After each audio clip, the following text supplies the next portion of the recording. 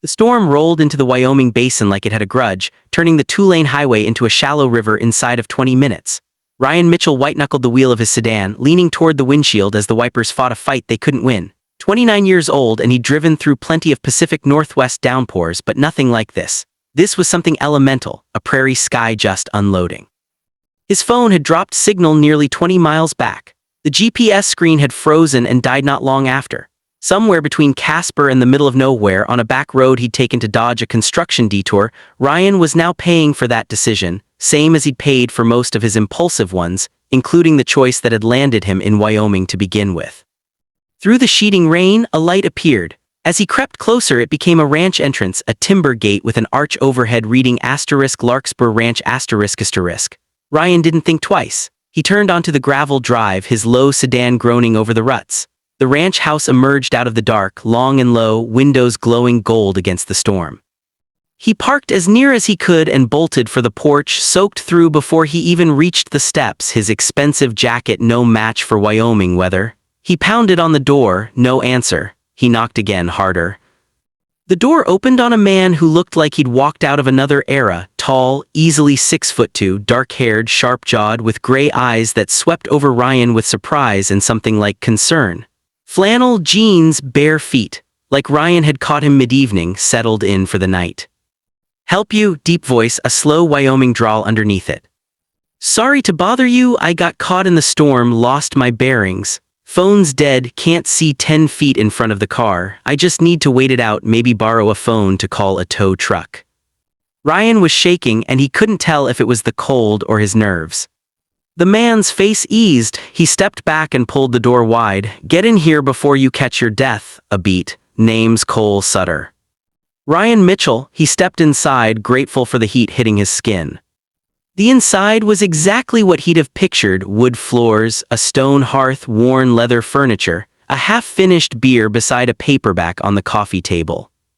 "You're drenched." Cole was already moving down a hallway. "Wait here, I'll grab you something dry." He vanished, leaving Ryan dripping quietly on the floorboards, taking in the details, framed photos along the mantel, charting the ranch through every season, a guitar propped in the corner, boots lined neatly by the door. Lived in. A home, not just a house. A man living alone by the look of it. Cole came back with a stack of clothes and towels. "Bathrooms down the hall, second door, get changed, warm up, I'll put coffee on." 20 minutes later, Ryan reappeared in borrowed sweatpants and a thermal shirt, both a size too big but blessedly dry. He found Cole in the kitchen, pouring 2 mugs. "Thank you." Ryan took the mug. "Sorry for crashing in like this." "Don't apologize, wasn't going to leave you out in that." Cole leaned back against the counter, studying him. "You're a long way from anywhere. What brings you out here? Work?" "Photographer, editorial, some advertising. I'm shooting a piece on modern ranch life for a magazine." Ryan wrapped both hands around the mug. GPS swore there was a shortcut, then the sky fell in. "Modern ranch life," a faint, almost smile, "finding what you came for." "Not yet. 3 days in Wyoming, and mostly what I've found is a lot of empty land and zero cell service." "That's about right." Cole topped off his own mug. "Takes getting used to, depending where you're from." "Seattle." "That explain it." He glanced toward the window as thunder rattled the glass. Ryan flinched. "Storm's not quitting anytime soon. You might be stuck here a while." "I really don't want to impose. If you can just point me toward the nearest motel." "Nearest motel's 40 miles out, and these roads'll be washed out till morning, easy." Cole said it plainly, no drama in it. "You'll stay here tonight, got a guest room." Ryan should have felt uneasy, alone with a stranger, miles from anything. Instead, he felt strangely settled. "Okay, thank you, really."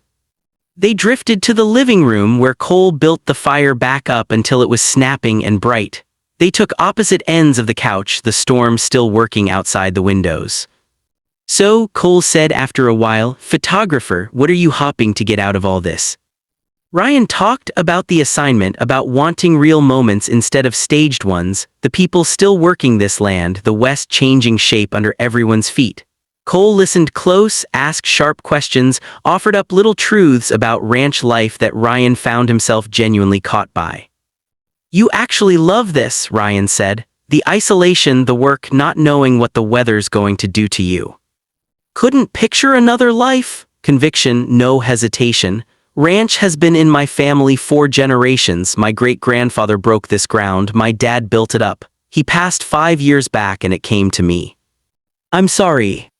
Thanks, he was solid, taught me everything I know. Cole watched the fire. Just me out here since, me and a couple hands when the season gets busy. No family.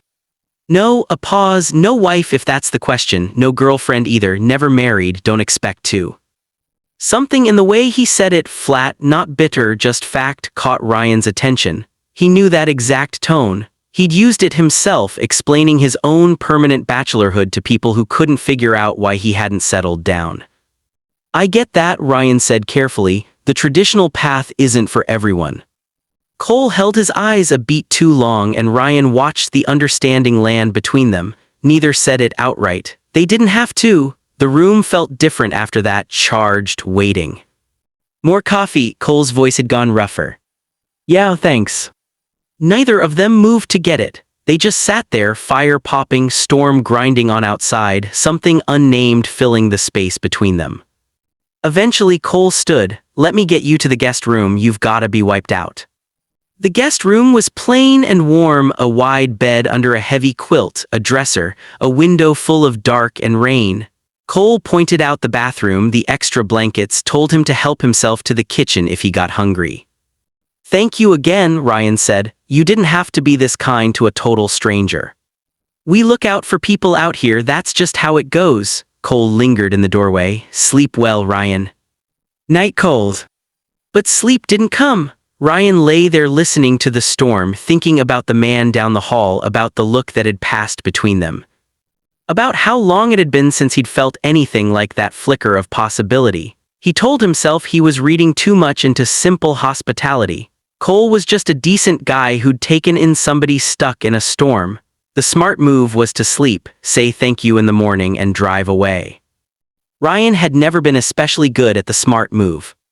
Around midnight, restless, he got up for water and heard it before he saw it, guitar, low and unhurried, drifting from the living room. He followed the sound and found Cole on the couch, working through a melody that was sad and lovely at once. Cole looked up, fingers stilling on the strings. Couldn't sleep, storm's loud, and I'm not used to this much quiet otherwise, if that even makes sense. Ryan sat at the other end of the couch, same spot as before. That was beautiful, what was it? Something I've been working on, helps me think. Cole set the guitar aside. Want water or something stronger? What do you have? Whiskey, the good kind. Cole crossed to a cabinet, came back with a bottle and 2 glasses, poured them generous. They drank in easy quiet as the storm began to thin outside, the fire dropped to glowing coals, the room gone soft and close around them. Can I ask you something? Ryan's voice was low. You can tell me to mind my business. Go ahead. Earlier, I got the feeling maybe we have something in common, something that makes the traditional family thing complicated. Cole was quiet a long moment. I'm gay if that's the question, always have been, don't go shouting it around, but I don't hide it either. People who know me know, some care, most don't. I'm gay too, relief washed through Ryan's chest. Wasn't trying to assume anything, just wanted to be straight with you. I know you weren't assuming. Cole's eyes found his in the low light, but I'd be lying if I said I hadn't noticed you, the way you've been looking at me, the way I've been wanting to look at you. Ryan's pulse kicked. Yeah. Cole set his glass down. I'm going to be straight with you, no pun intended. I live out here by myself, don't get to town much, and it's been a couple years since I've been with anybody. So when a good-looking man lands on my doorstep in the middle of a storm and I feel something, it's hard to talk myself out of it. I feel it too, Ryan admitted, have since you opened the door. Here's the thing though, Cole's voice went serious. Come morning, you're heading back to your real life, Seattle, your career, all of it, that's how it should be, but if something happens between us tonight, I need you to know I'm not expecting anything past tonight. No promises, no strings, just 2 people getting through a storm.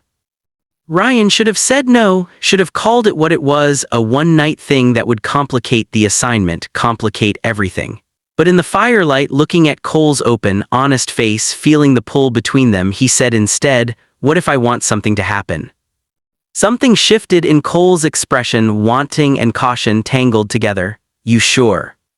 I'm sure. Ryan closed the distance on the couch. Sure I'm attracted to you, sure life's too short to let this pass by, sure I wanna kiss you and find out where it goes. Ryan's. He didn't finish, Cole leaned in and kissed him first.